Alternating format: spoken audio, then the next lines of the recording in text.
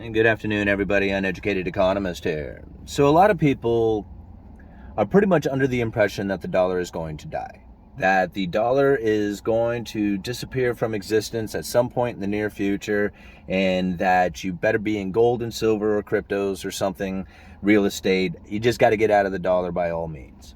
And I've never been one to agree with that statement. I have pretty much been a strong dollar theorist the entire time that I have had this channel. I have not always been a fan of the dollar.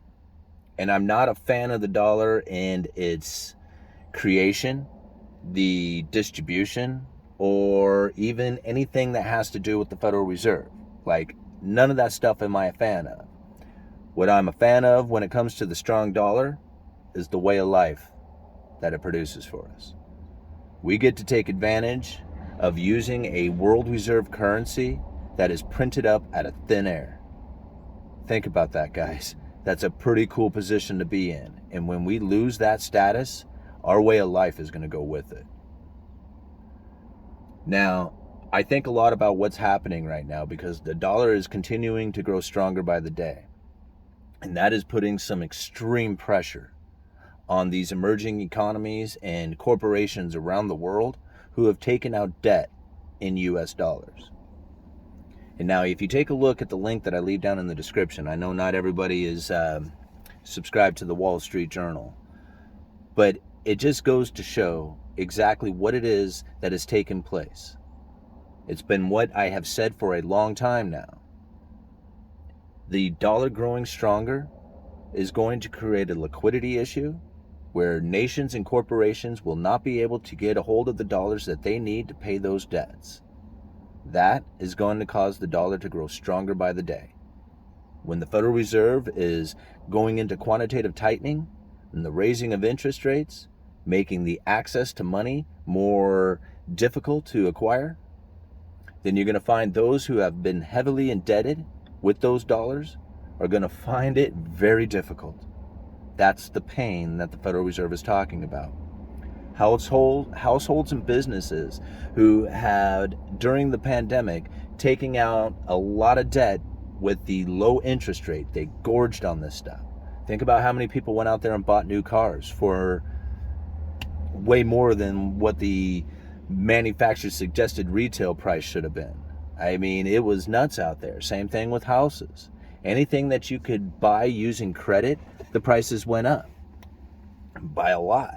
And then everything that was in short supply went up. And the Federal Reserve printed out all this money. And so all these people had this idea that there's going to be all this money printing going on forever and that the access to money was just going to flow like water and that everybody was going to be swimming in inflated dollars.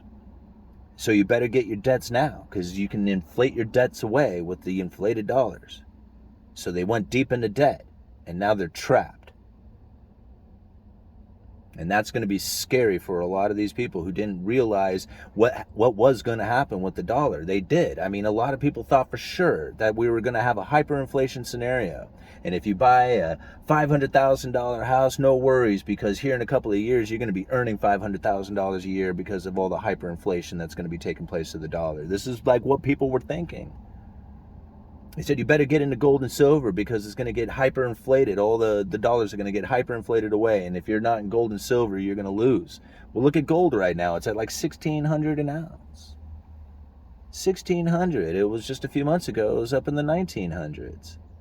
So it's not inflating away. It's not. It's going to grow stronger. And because so many people thought that they were going to be able to take out a bunch of debt and then pay that debt off with hyperinflated dollars, because they had this concept, it's going to give people who had saved during that time an awesome, awesome position. They are going to be able to buy in with cash at the lowest that they had ever seen it. There's going to be a massive, massive sell-off. The Federal Reserve is promising it. I mean, think about it. They have promised. We are going to continue to tighten. Right? It's not even a credible threat that they're putting out there. It's in their speeches. It's in everything that they say. They say that the interest rates are going to remain high for some time. What does that mean? What does sometime mean?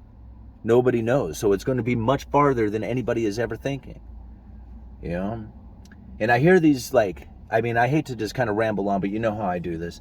And I hear these, like, economists out there saying that the Federal Reserve is going to need to raise the Fed funds rates up to 9% in order to deal with the inflation, because you need to get the Fed funds rate above the inflation rate. But they're not taking into consideration how much of the supply chain breakdown had taken place, and that was the real reason why we saw so much increase in the prices, is that the flow of material was not being able to get easily transferred through. Because of that system, that breakdown of that system, that just-in-time delivery, the demand shot through the roof, and people just misunderstood it.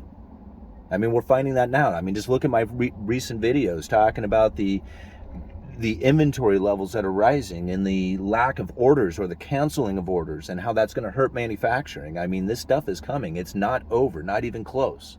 I mean, a lot of people seem to think that the inflation scenario is going to soon be over and that the prices are going to come down, or at least moderate for a while. House prices will come down, car prices will come down. But what they're not thinking about is the lack of manufacturing that's taking place. I mean, look at the home builder sentiment taking place right now, right? That's dropping 9 months straight now. It's fallen. Right? How much new inventory is coming onto the market when you have home builder sentiment in the toilet? Not a lot, right? Not a lot of new homes are going to be coming on the market because of that. Same thing with all the rest of those manufactured goods out there.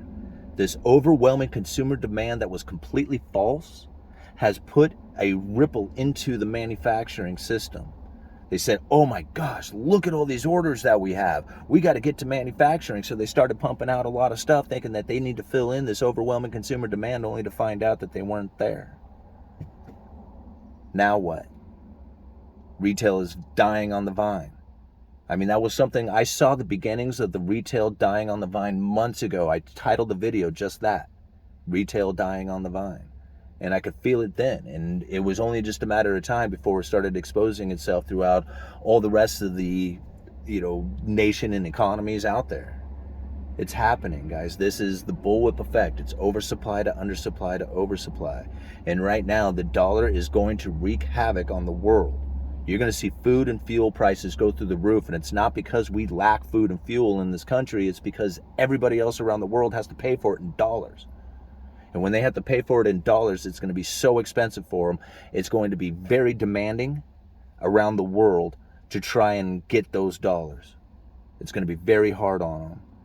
And when that demand for food and fuel comes out of this country and starts moving into those other nations, they're going to pay a lot for it. And it's going to cause the food and fuel prices here in this nation to go up. It's not going to be a lack of it. You're going to be able to find it. It's going to be down there at the store. It's just how much can you actually afford? Especially if you're heavily indebted, if you're debt saturated. And now all of a sudden we're going to start seeing the liquidity start to dry up, where the access to those dollars isn't going to be so easy. Business isn't going to be as free flowing as it once was. Tighten your belts. Uneducated economist. You guys let me know.